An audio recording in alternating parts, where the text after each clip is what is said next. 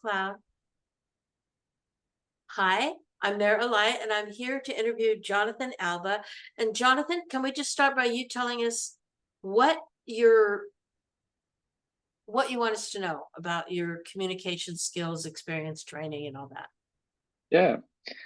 Well, Mayor, always glad to be having a conversation with you. You're near and dear to my heart. Uh, we've worked together for, I don't know, I think 2, 3 years now, and you've been integral in deepening my study of communication and more so of how to be kinder to myself and other humans. So thank you. I'm Jonathan Alba. I'm born and raised from and still live in Austin, Texas. I've studied, researched, and taught communication for the last 10 years. So I hold a master's degree in communication studies from Texas State University, which is in San Marcos. And at the time that I was there, we had one of the top graduate programs in the country for communication studies. And most folks have no clue that one can study communication.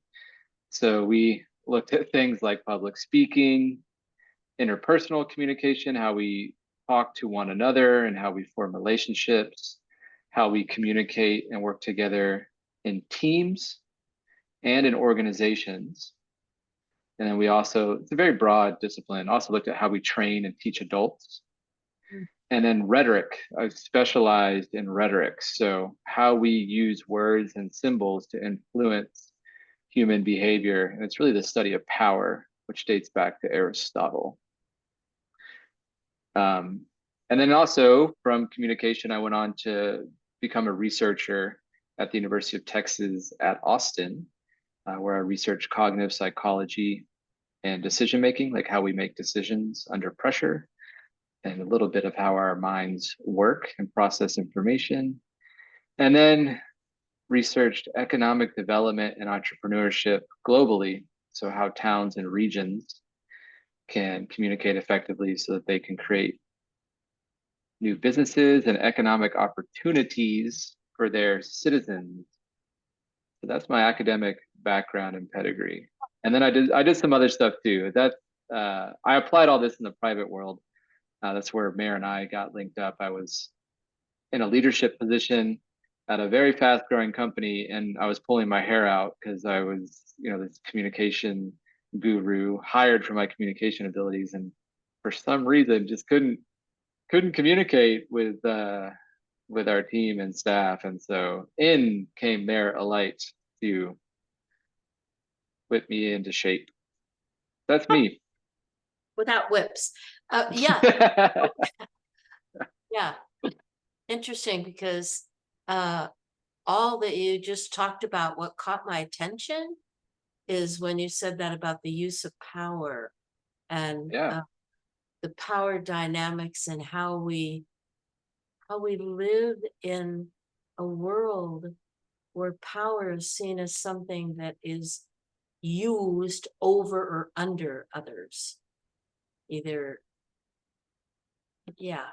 And how that's where I came up with the withing way, because how can we with the power with other people using nonviolent communication and other modalities? Um, yeah. Is there something And you want to say about that? yeah, and so when we look at leaders from throughout history, the ones that I guess were most celebrated or revered in a positive sense were able to use communication tactics or rhetorical techniques to be with people, to wield power, to protect or sometimes usher in new eras of innovation or economic prosperity. And so it's a communication strategy that's tried and true, battle tested, that when you use power to uplift others, you're usually more well liked, more well respected, and it genuinely leads to positive change in communities and society. Yeah, what I think of as more effective. Thank you. It's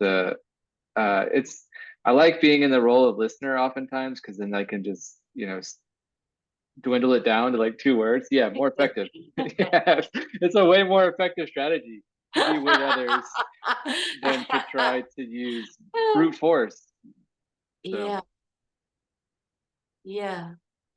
I was just watching, I don't remember where that was. You know how, well, for myself, I just look around on the internet and find things that interest me or things are brought to my attention. And someone was talking about the discovery that genetic makeup, our genetics are made up from our, how can I say it? Like our generational shifts in the genetic structure of how we respond to conflict, to domination theories and practices. They're informed by how our generational past has brought us to where we are. They've done study with the rats, for instance, where the rat finds out that something stimulates pain, and then say it's a, I don't know, a strawberry. It tries to eat the strawberry and it gets pain. Then the next generation who has never seen a strawberry is adverse to strawberries because of that, the pain that the parent or the grandparent experienced. You know what I'm talking about? Does that make sense? yeah, it's like pain is passed down through generations. Conditioned behavior is then passed down to offspring. It's Yeah. wow. And that's just so, makes so much sense about when people talk about healing the past. We can't change the past, but we can heal our perspective and our attitude and our viewpoint, or the way that we experience it, so that it's not, ooh, they hurt me, but this happened, and this is what happened because of that. And now in my generation, I want to change that. People who say, I, my, like for me, I was beaten as a child, so I did not beat my children. That was the way I could change the story in my children's children. I mean, Hmm. that's just a personal example, but Yeah, I was yelled at a lot as a kid, and so I refused internally to yell at others. I didn't know though that the the anger still lives inside of me. And so one day, I was in the middle of a class. Actually, I was in a small group communication class, and I found communication studies, by the way, after trying I think 4 or 5 other majors, and it was like divine intervention. It was recommended that I try this discipline, and then the first class I had, it was like, okay, this is what I've been looking for my entire life. It was oh, almost like free therapy because it was teaching me like how to have relationships and lead. And so one of the classes is small group communication, and so we do a group project and we learn about teams and how groups form and how they communicate. And there's this one woman that I believe wasn't contributing fairly or equally and just kept making excuses. And I just one day in class just erupted with anger and yelled at her in front of everyone. And it just completely surprised everyone in the class. And I had the awareness at the time to like realize that that was a problem. And I actually sought out help for the first time, probably like 24, and went to see the university counselor, because that was just so out of characteristic for me. And even making a point in my life, because my father was just really, really angry and he couldn't control his anger. mhm, Um, so he would just erupt at times. And he was a war veteran. He served in Vietnam. He had really been through a lot. And so it made sense that as a kid, it's just terrifying. So I had this internal commitment to never yell at other people because I knew how that made me feel. At the same time, though, the anger goes someplace and it went internal, and it was just waiting for this moment to erupt. And so anger has been an emotion that's been rather tricky for me to express and yeah. feel. I think what you're saying, when I was growing up, I equated anger with violence. Like anger is an emotion, it's not a behavior, Yeah, angry. And what happens from the anger is having things thrown at me or me being hit or these different things. I conflated them, anger and violence together, rather than, oh, anger is an emotion living in the body, and then the behavior is what we do to try at finding ways to like express express. outlet. Yeah, yeah. Hmm. Marshall wrote a really powerful book on anger. I can grab the name and send it so you could leave it in the I think resource it was section. called The Surprising Purpose of Anger. Yeah, Does that sound like? I think so. There might be the word gift in it. Surprising purpose though, and it's a very short read. It's like 40 something pages. Yeah, it's a But little lecture, booklet. Yeah. oh my gosh, one of the more powerful, practical books on anger I've read. And I mean, I've seen an anger management specialist, and I can attest to Marshall's book and have quite a few resources when it comes to managing and expressing anger. That's high on the list.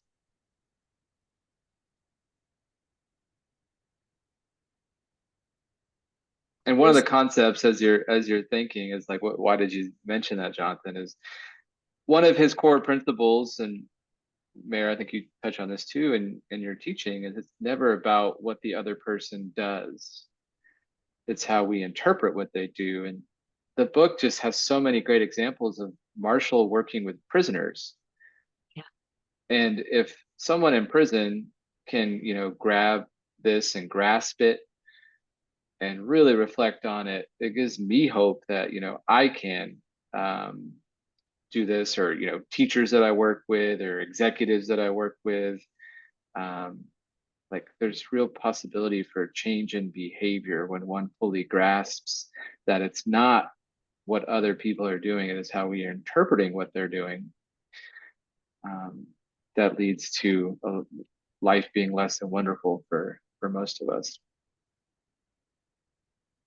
Yeah, grasping that key understanding that we either are reacting impulsed by what we think other people, or are we looking at paying attention to uh, what's going on inside of us, not because of them, but because of our own sensibility, our own feelings, our own needs, uh, what's important to us. I can remember my mother saying to me, I think I know you just a little bit better than you know yourself. I'm like, how Mm. could that be? She said, well, I've known you all your life. And I thought to myself, well, wait a minute, I've known me all my life too. But it didn't logically fit together for me to get that until, decades later. Um, this idea that somebody else knows better than we do. Teacher, parent, religious leader, political leader, somebody else can tell us, and they'll tell us if we're being kind or rude or happy or sad or good or bad. There's so many people willing to tell us about ourselves.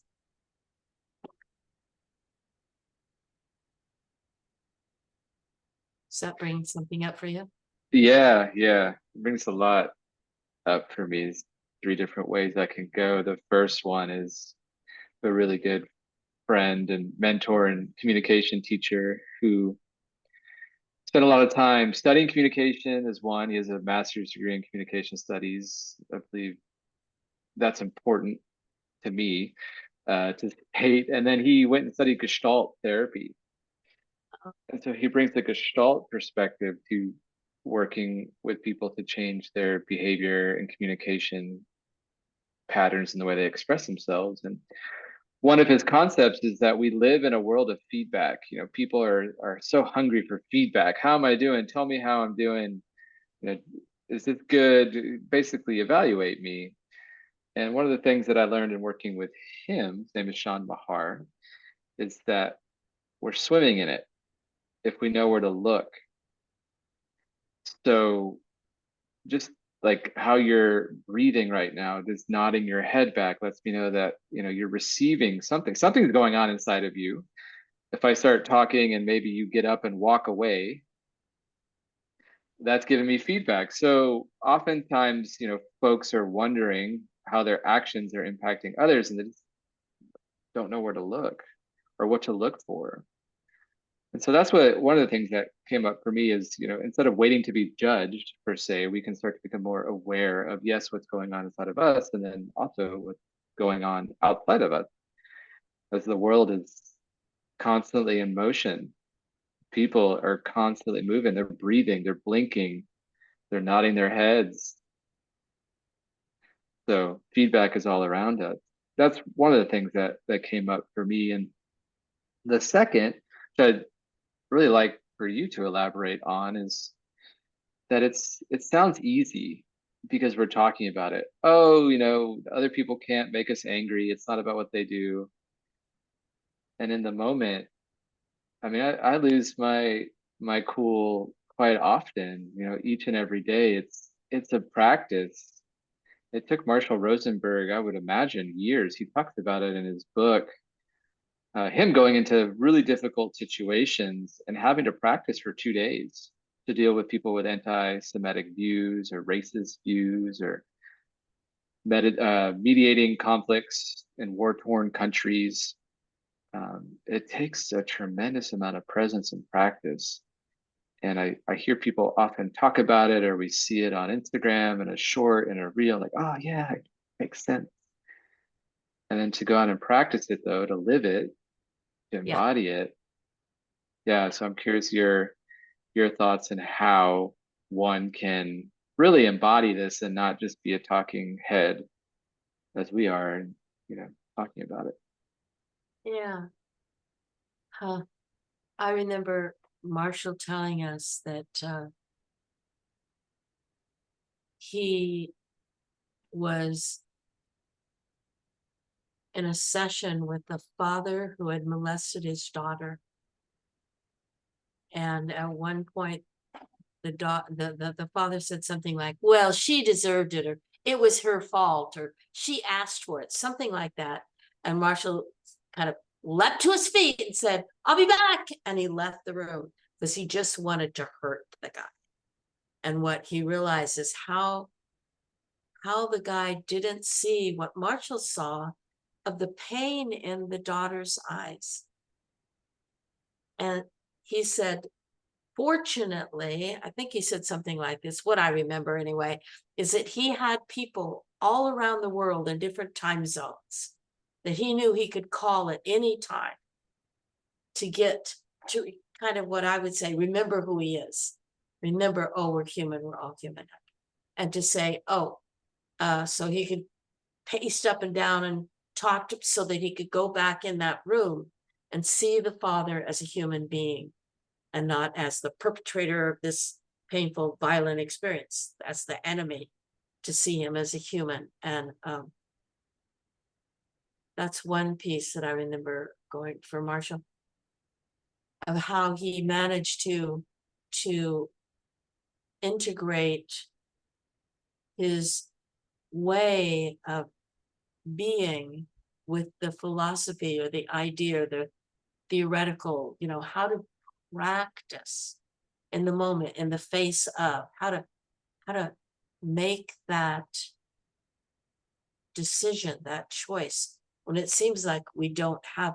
Well, Viktor Frankl talked about that, and Marshall talked about Viktor Frankl talking about it, the man's search for meaning, that there's that gap between the stimulus and the response.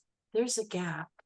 And the more time that we spend, now I'm just going to say this, I've never said this before, Jonathan, we can build our gap muscle. It's like a muscle that we can extend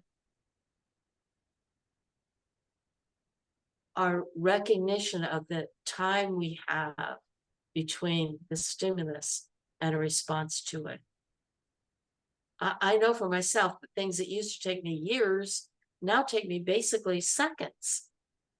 So it didn't happen overnight, but it happened because I wanted it to happen. So I practiced it. I'm not saying, oh, here I'm the guru that knows how to do it. I'm saying that the more you practice, the more anyone can. It's like playing the piano. And the caveat here is if you practice playing the piano incorrectly, then you'll always hit that note wrong. It won't sound good because the chord. So it's not just practicing, but practicing in a way that actually brings you Yeah, to. perfect practice makes perfect. And to realize we're not perfect because we're human. So, hey, what? So I'm thinking about this man who was like in his 90s, and someone asked him, so when did you lose the ability to be sexually aroused? And he said, well, I don't know, I'll let you know if it ever happens, when it happens. We just make these assumptions about people that there was another thing I was going to say. When I first encountered Marshall, it might have been the very first workshop. There was 300, 400 people, whatever, in the room. And this woman came up on the stage who wanted to work on her anger issues or what was going on for her. And it turned out that she said, they're sitting in the chairs in front of everyone, Marshall and this woman, and she was raped by a man. And Marshall said, I could role play this man. And so as he started to role play, she just gasped and said, how could you say that? How did you know that's exactly what that? Those are the words that he said exactly.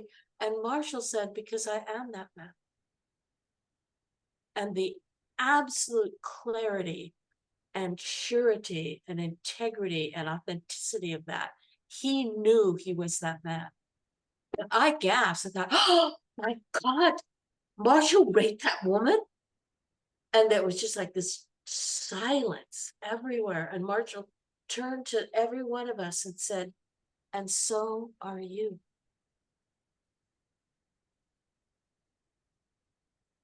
Because we're all human.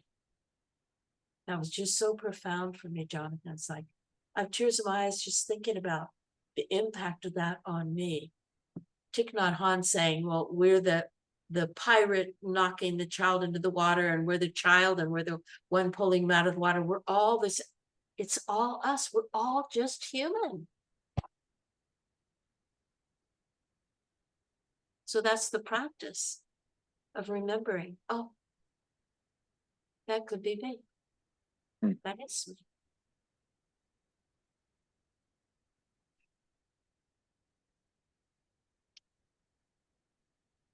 At a threat assessment conference. I What? was at a threat assessment conference maybe a handful of months ago, and they made the point that everyone in this room, and I was in the room with FBI agents and Homeland Security, school psychologists, principals, and everyone in this room has the potential to be violent under the right conditions, right moment. And it was a sobering moment for me because it's a reminder that yeah, we're all capable. And I love Marshall's humor with it. I remember the story he told, maybe it's in one of his books or video or something, maybe in person. He said he was taken to a school where children, students were breaking the windows. And he said, how can I help? And they said, these students are breaking the windows. We want them to stop breaking the windows. And he said, is that your only concern? And they said, yes. They said, well, that's simple. Just kill them. Research shows dead students break no windows. And that humor of it, I mean, if that's the only thing you want, that's simple. Just remove the obstacle, kill them, get rid of them. And then they were like, well, we don't want to actually, so there's other things you would like. And that's a core principle of nonviolent communication, is making a positive action request of someone of what you would like them to do, not do. And so many folks want people to stop doing something or to not do. Working in schools, that's teachers. I don't want them to put their head down. I don't want them to throw things. I don't want them to use curse words, and it sometimes takes weeks, sometimes months for folks to flip that. or and years. and years, yeah, years. I can remember at the Daisy Days preschool in Willis, California. I came there, I taught a couple of little games to the children, the preschoolers. And the next day, the executive director, I called up to see how did it go, and she said, I said, can I quote you with this? Because it sounds so unbelievable. And she said, yes, every single child experienced a quantum leap in their communication skills. That sounds incredible. I don't even what is how does a preschooler have quantum leap in their, and she said the people I think of as bullies, those kids who walk around saying, can I share this with you?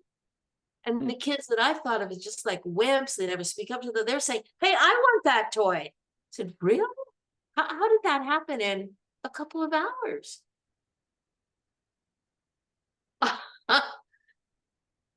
Because no one was telling them, while I was with them, no one was telling them how to behave and what was wrong and what was good and what was bad. Um, yeah, we can. It's the tools, not rules, of the whipping way. The three tool. The first one, just being curious and asking the other person, what's going on, finding out instead of assuming or thinking, oh, I know. They're always saying blah blah blah. Maybe not this time. How do I know if I don't ask? The assumptions one is huge. And we don't know we're making assumptions. If we're making an assumption, we've already assumed something. So how can we step out of that, the assumption? Yeah, there's internal questions that one can ask is like, what assumptions am I making? And working, this is one of my favorite exercises to do in the business world, especially with sales. Like I was always trained to ask myself after a sales call, what assumptions am I making, or what assumptions do I have? Because oftentimes I would get off the call when I was learning sales. Oh my gosh, they're so excited, they want to work with us, and they said, blank check, just name your price, and all this stuff. And oftentimes those were dead deals. And so I was working with a woman not too recently, and she's having a negotiation with her business partner. And that was a question I asked her, like, what assumptions are you still making after that conversation?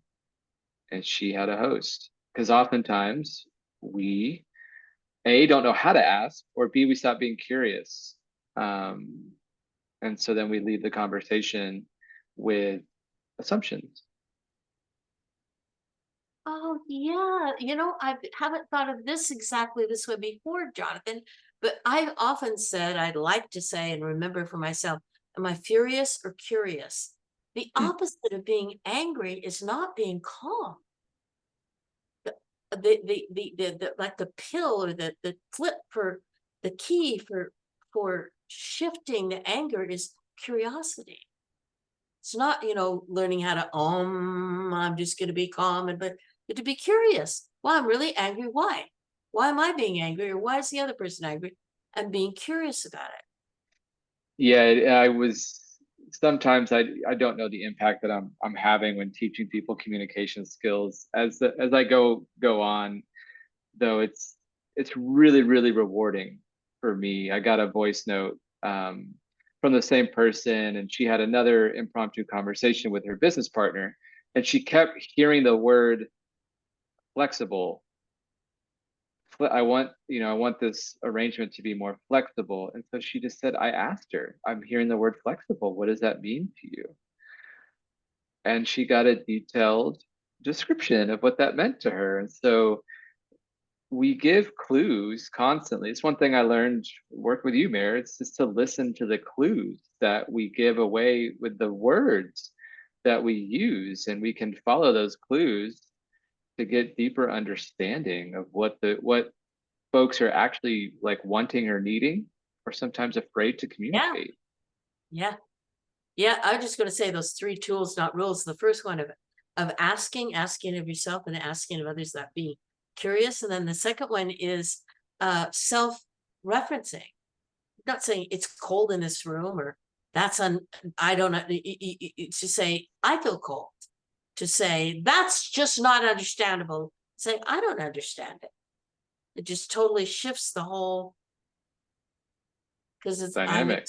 expressing what's true for me, not doing that youing. You're being unreasonable, or you don't understand that. That's just youing people, and people don't generally respond well to being youed, as far as I can tell. They don't. They don't respond well to being used or given advice. That's what I'm Uh constantly experiencing. yeah. And then the third tool, not rule, is translating. Whatever the other person says, and I love Mike Miners talks about this as being a gift that people offer you. Oh, they just told me, you're an idiot. You're so stupid. You don't understand this. Oh, they're letting me know that what they're wanting is flip that clue, understanding, shared understanding, maybe ease in communicating, whatever it is, we could just flip it to find out what the message is. What you said, the cue or the clue. It's being asked. I can remember this woman who said, we were on a group call, and she said, my husband's abusing me. My alarm flags just go up, like abusing. And so, I remembered that tool, not rule number one, right? Ask for clarity. And I said, would you give an example of what that abuse looks like? And she said, he never lets me hold the remote. Well, that is way different than I thought abuse meant to me. And I said, is there more? And she said, no, it's just that. He's always the one controlling the remote. Like, oh, okay. Let's go and talk about that and get into that, because all the hair that stood up in my head when I heard the word abuse, it was calmed down by asking for an example. What does that mean to you? Like you said, that woman saying, what's flexible mean? Definition of terms. Yeah, Oh, they're called linguistic. Some people call them linguistic abstractions. And this, linguistic abstraction. yeah, I learned this from the Landmark Forum, and Oh, the CEO of Lululemon, I can't Chip something. He talks about this, and we use these words every day in our lives, especially in our companies. We value transparency and innovation and creativity, and when we throw them out, they don't mean anything to. They do. They mean different things to different people, yeah.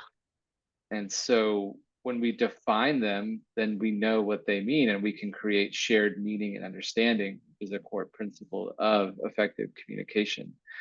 And so when you like one term that I'm hearing often in my life right now is I'm learning dating and relationships is manipulation. I constantly hear like, oh, that's manipulation. You're manipulating people. And I just ask, like, what does that mean? Like, what does manipulation mean to you? Yeah. Sometimes I genuinely don't want to know because I just can tell that it's not going to be a productive conversation. And other times though, I'm genuinely curious, like, what does that look like? What does manipulation look like to you? And Yeah. so being super, super curious and concrete with our words, it's really helpful. It gives us more insight. So if you're in a heated conversation, or just not even a heated conversation with a friend or a loved one or a coworker, and you hear a word that you don't understand, or they mention it 3 or 4 times, ask them, hey, what do you mean by creativity? Or what do you mean by asshole? um, Yeah.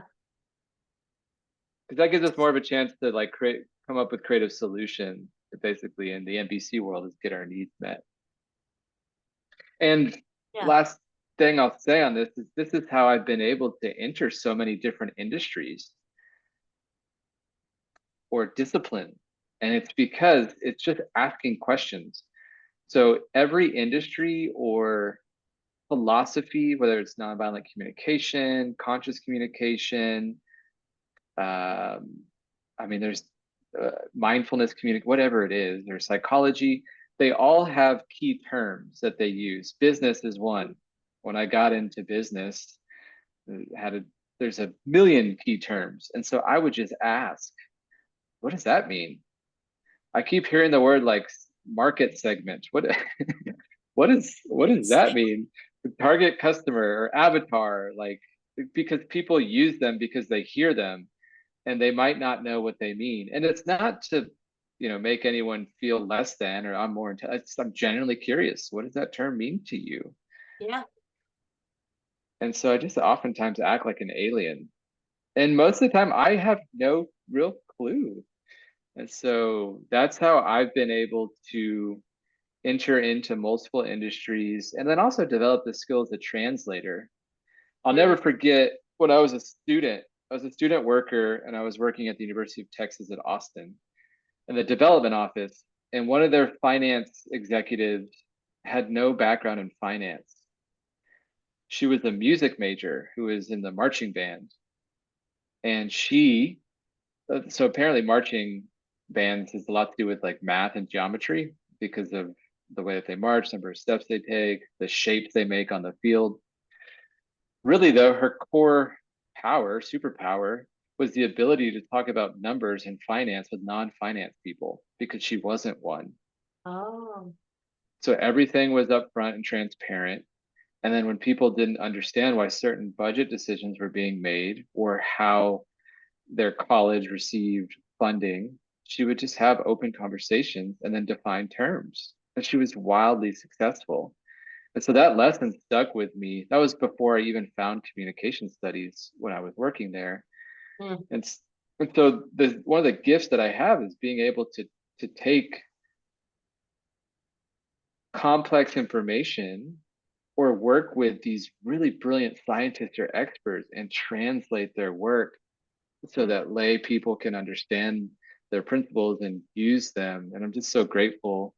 That's one of the gifts that communication has bestowed upon me or given me as I'm using fancy words. Sometimes it's just fun to use fancy words, but yeah. So Mm. So that just brought up when you said that about fancy words. I've been studying marketing for my YouTube channel, Heart Central. And what I've been hearing from these different people who are successful in having more people view what they're wanting to offer is to speak on a first to fifth grade level yeah, so that people aren't being asked to stretch beyond their comfort or ease of communicating. They're not having to define terms that they don't understand, or, oh, wait a second, let me get a dictionary so I can hear you because I'm looking so up these words. And Mary, let's break that down for a second. So yeah. that's advice that I've received from multiple people and from a business advisor as well. uh, And it's almost like a mantra at this point. Let's just pretend for a second that your audience are PhDs in astrophysics. So would that strategy still apply? Some would say yes, and some would say no, depending on the material that you're covering. So one is it's really important. This is a core principle of communication or effective communication is to be audience centered. And this is one core principle I learned from Mayor Alight. Please check out her YouTube video. There's a our YouTube channel, and I want to get to like how innovative and creative you are as a marketer in a second. But NVC can come across as a very therapeutic language, meaning someone could think that they're talking to a therapist and someone is trying to get them to do something or express something that they don't want to express. And when I was taking Mare's class, she told a story. I believe it was your son.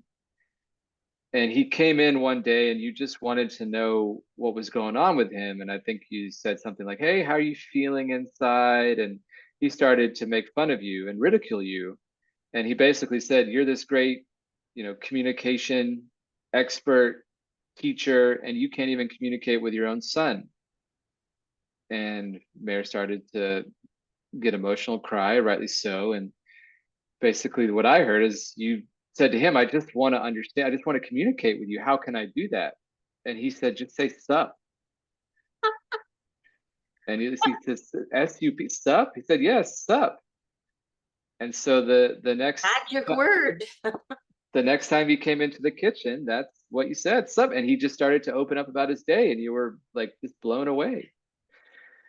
And so it's really about being audience centered. It's a Yes. core principle in what we, teach in communication studies is who are you speaking to? I work with speakers all the time who don't, at least they give off the impression they don't give a damn about their audience. They just want to go up and talk. And each audience is different. Yeah. You can be giving the same talk, but you're going to go talk to the insurance association, or I've got someone who talks to the cemetery association, which I didn't know there was one, but those Oh, yeah. industries are very, very different. They use different language. They have Yeah. different needs. They have different motivations. So yes, it is a good idea to make our language simpler and easier to understand. I just think that that's often a repeated mantra. So what type of fifth grader are you speaking with? Are you speaking with fifth graders that are more oriented towards arts and crafts, or are you speaking to ones? Well, so that just one thing that some different marketers are saying, and the first and fifth grader, that level of communication, um,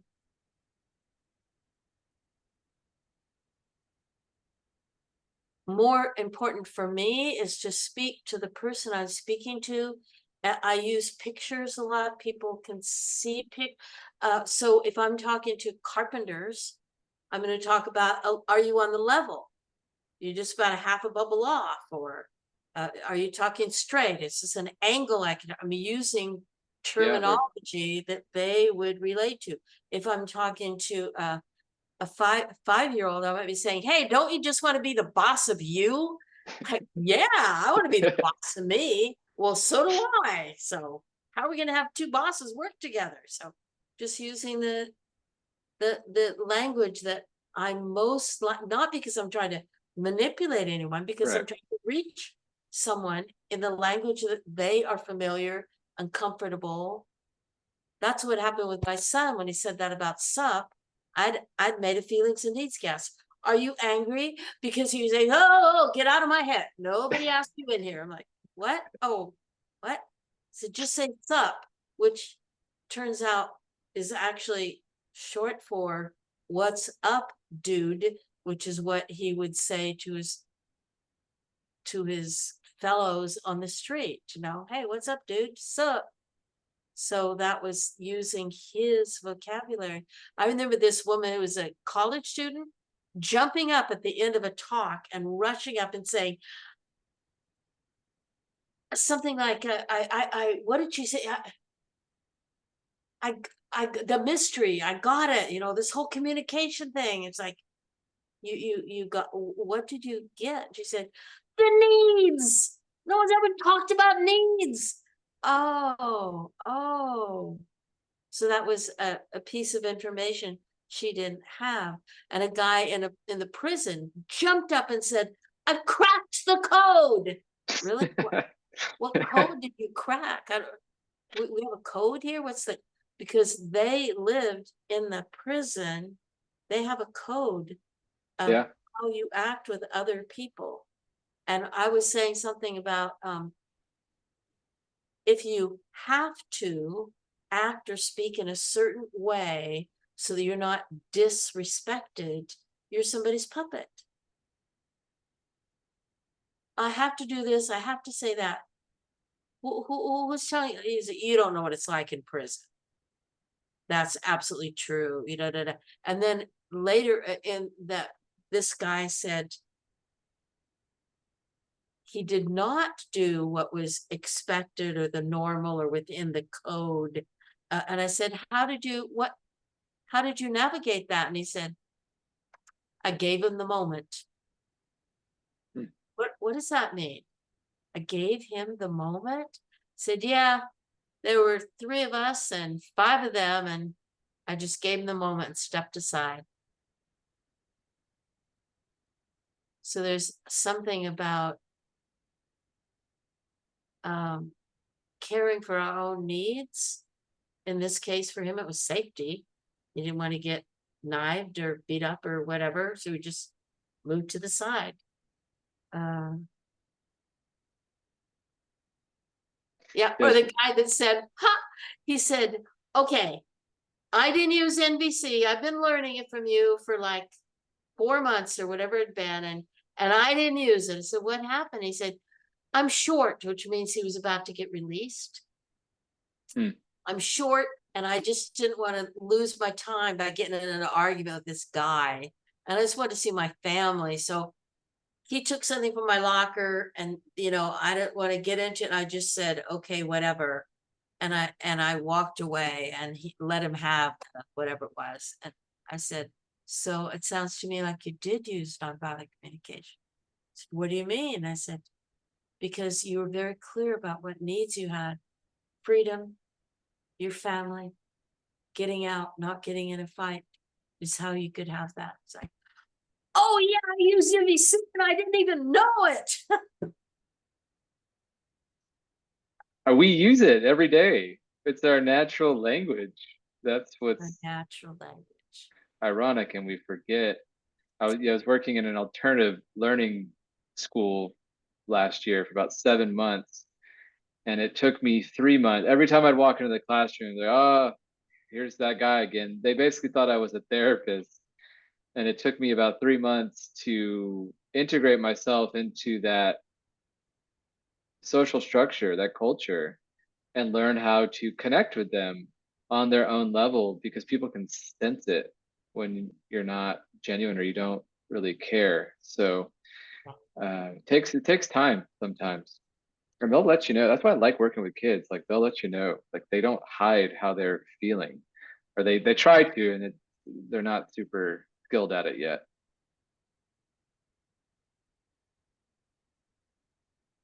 I'm thinking about the, well, there's so many stories, and what it boils down to for me of the difference between nonviolent communication and therapy and counseling and ho'oponopono and the Course of Miracles. And there's all the landmark. I mean, there's so many different modalities that you can use as one mountain, many paths, one human condition, and that's that we're all human. And what I really value and why I share it and live by practicing it is the separation between the observation. Here's what's going on that I see, the feelings. This is how I'm feeling. This is what I'm needing. The feeling pointing to the need. And then the request I might make of someone else, all separate. So they're not mixed, mushed together, very clear. And I really, not that I have to use them all, but they're all available. And Yeah. separate allows me to have a different perspective on the way that I perceive. Yeah. When I And Yeah, when I teach it or introduce it to folks, I yeah, describe NVC as an operating system that can be running in the background, so that when they go into different social situations, they can start to become more aware of why people do the things that they do, to not take things personally, and also to get a better sense of what's alive inside of them, so that uh, they can make different choices in the situations they're in. So if I leave them with one thing, it's like, I just want you to have a different view of how humans operate or interact. That's my one goal, whether you use it or not. yeah, it's a tool. It's It's a available. tool, it's not a rule.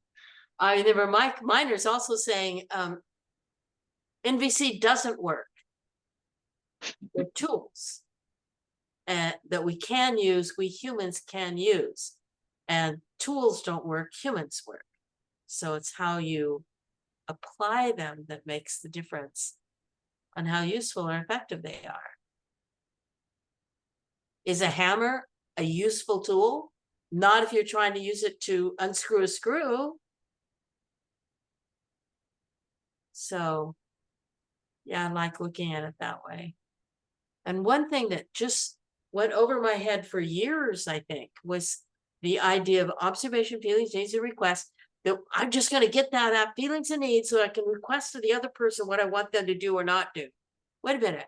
What happened to checking with the other person what's going on with them? So then we're having a dialogue and not just, you slammed the door. I don't like it. I want peace. Would you do something different with the door? Oh, how about, when I saw the way you came into the room, I felt scared and I need some sense of predictability or safety. Would you tell me what you're hearing me say? And I go, oh yeah, I messed up with the door. So this is about me, not about you. So just leads to clarity when you separate the terms and they get to the request as a connecting request, not as a do this action or don't do this action or else. Well, yeah, that would be a demand. And nothing wrong with demands.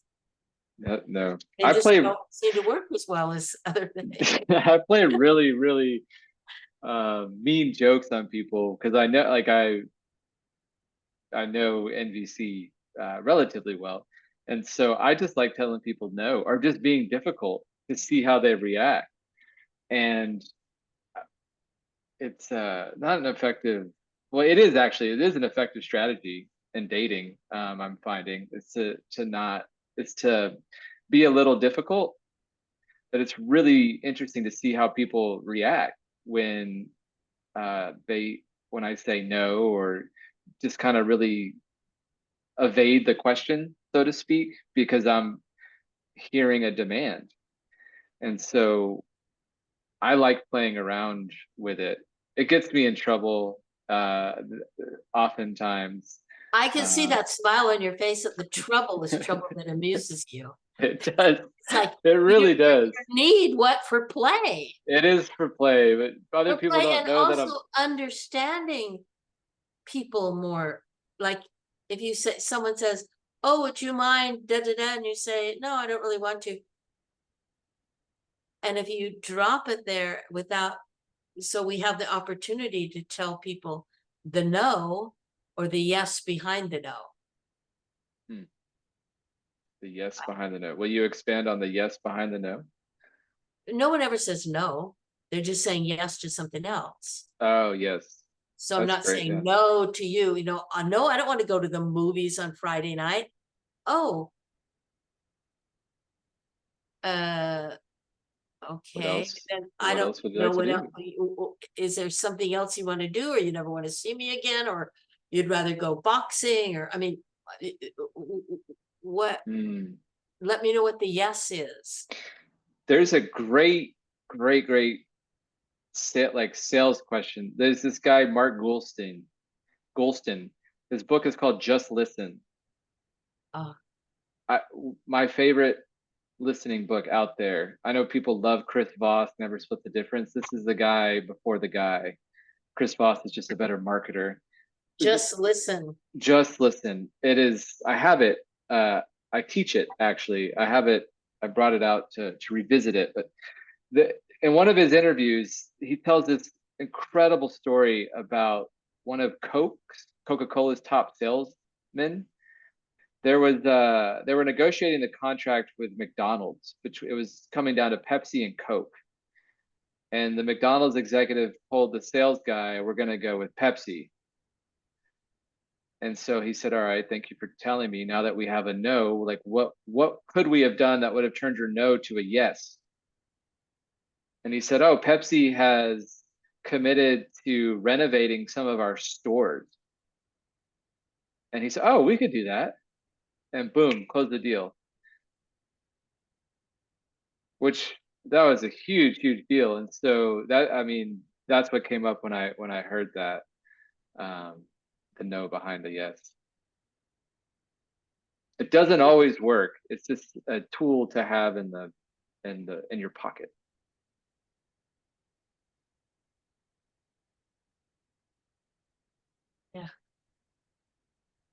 Well, I think we have about 800 different little snips that we could clip out of uh, this The, hour we spent together that would be really interesting for people to zero on in on about the no or the I wanna give one more before you wrap it up, because oh, thank you.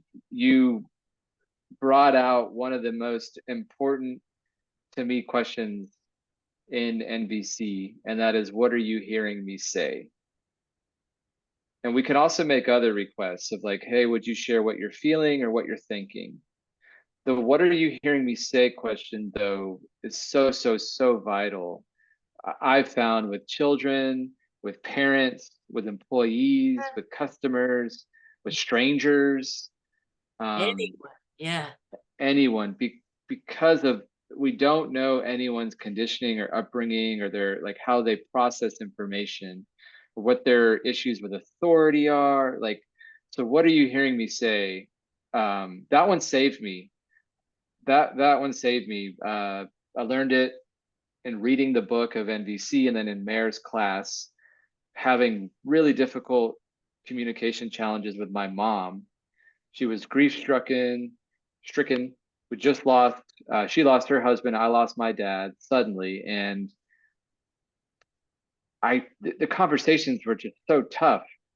And then finally, I just asked her, like, "Mom, what are you hearing me say?" "Oh, I'm hearing you that you don't want to come see me or be." And I said, "Oh my gosh, thank you." And it took me, I think, 3 go rounds because, and Mary, you did something really, really subtle, is you thanked the person for sharing what they heard. When I Oh, first learned about this, I would, that's not what I said. And I would get angry. And they're doing what I asked them to do. And so thanking them for yeah. sharing Yes. what they heard is so, so, so vital. And Yeah. that question, if people walk away with one thing, that question, having that and asking someone, each and every day you're communicating with, will guarantee, Jonathan Alba guarantee, improve your communication relationships. Well, there's two questions. Okay. One is so da da da da da da. Either what are you hearing me say, or how is it for you hearing what I said? I tend not to ask what they're feeling or what they're needing or what they're thinking. Yeah, yeah, yeah. I just want to know how it is for you, and because I'm not, I want to know how it is for them, and then they tell me, and I say, "Oh," and sometimes they'll respond with, "What is this? Some kind of test? I already told you. I heard you." Ah, yeah, it is a test. Definitely a test for me. Am I being heard the way I want to hear? Am I being clear? And if you just say you got it, I don't know what you got. Yeah. So tell me what you got. I can get whether you got what I was wanting to give you. And So that is the science behind communication, really, is clarifying. You want to make communication more scientific. Do not let people off the hook when they say got it or understand. Totally yeah, makes sense. yeah, yeah. What is that got? You got it? Yes. What is that it? I just want to be clear so that we're on the same, and once we're on the same page, then it turns into a we, right? Well, This is you, this is me. and the art is what, Mayor and I are doing. The art is, how do you ask that in a way where they don't like feel like less than, like you're testing them, like coming off as like the expert, like explain to me what got at me. Like, if that's where the art comes in. And so, like, make it your own question. You can turn, like, what are you hearing, into whatever, however you want to express that. There's a million Yeah, ways to do it. And that is the art of communication. Really, it's to leave with a clear understanding of each other, or the work that's going to be yeah, done, or whatever you're agreed to do. And that's how you save lives. I mean, I've used this in life threatening situations. I mean, I've worked in some industries where the work that we were doing, we had lives on the line. So whether it be in healthcare, risk management, city government or just for fun, like these things really matter. I mean, people can think about the fights they've had in relationships lost, divorces, parents not speaking to their kids, kids not speaking to their parents. So it matters. Yeah. In one of the ways that I've heard it that I really enjoy was, are you picking up what I'm throwing down? I just see the image of that. Oh yeah, he threw something on the ground and I leaned over and picked it up. I think so. Let me tell you what I'm holding in my hands. See if it's a match. I want to say something about what you said before. It's come up for me again. So I want to say it about that book, the Just Listen. When you mentioned that Yes. book, um, I was in a small group in prison where there's like 5 or 6 people, and this one guy was really upset. He hadn't shared about himself. He wasn't like talking and saying anything about his life, blah, blah, blah.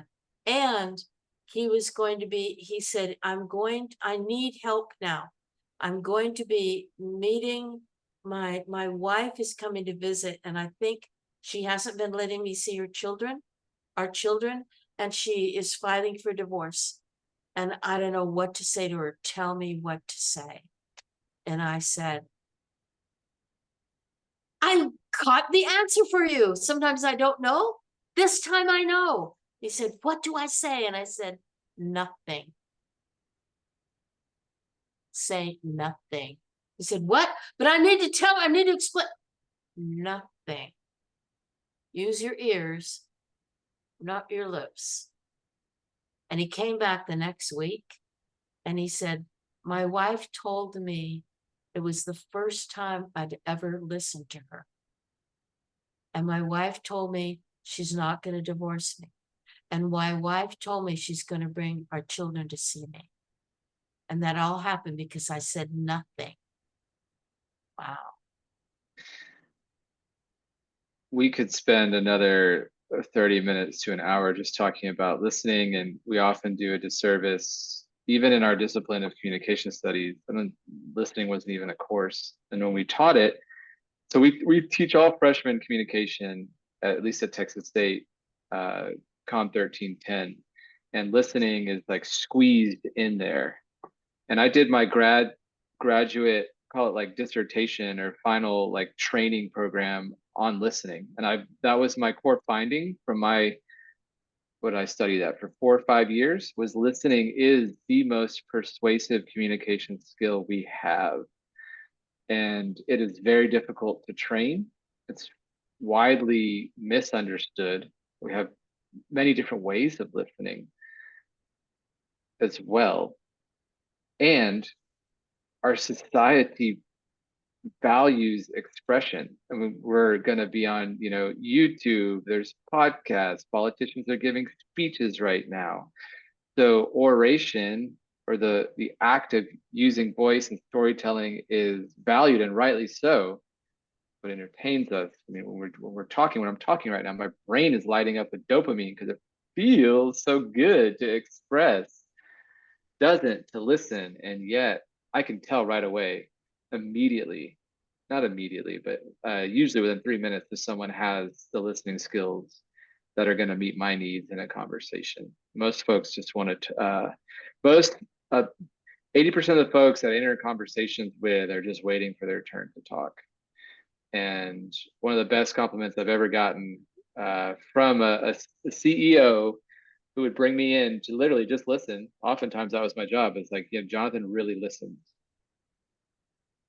And so, and I'm not perfect at it by any stretch of the imagination. There's times when I don't want to listen. It's like, oh, like, how do I get out of this conversation really quickly? But so yeah, I think that's an interesting thing that we just touched on, because NVC hints at listening. More so, it's really about expression. I know that you, Mayor, often talk about, listening to ourselves and going within, being with ourselves, being with other people is more of a listening first strategy and mentality. So yeah, listening doesn't get its due. It is such a vital, important skill. It's logical to me that because I spent years not connecting with myself So then trying to connect with other people, what was I connecting with? If I'm Mm. not with me, how could I possibly be with you? What am I being with you with? It's illogical. I mean, yeah. So I really like that listening. Instead of having what we were raised, or I was raised to have a waiting skill. Just, don't be rude and interrupt. Just wait your turn. Okay, waiting. I'm just waiting. It's gonna be my turn.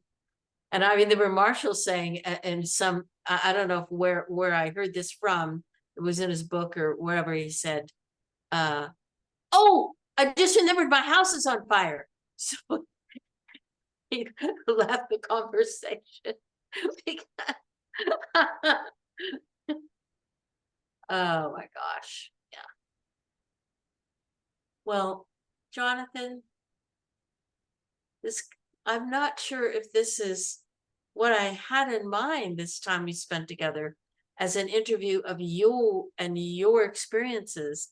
It seemed more like a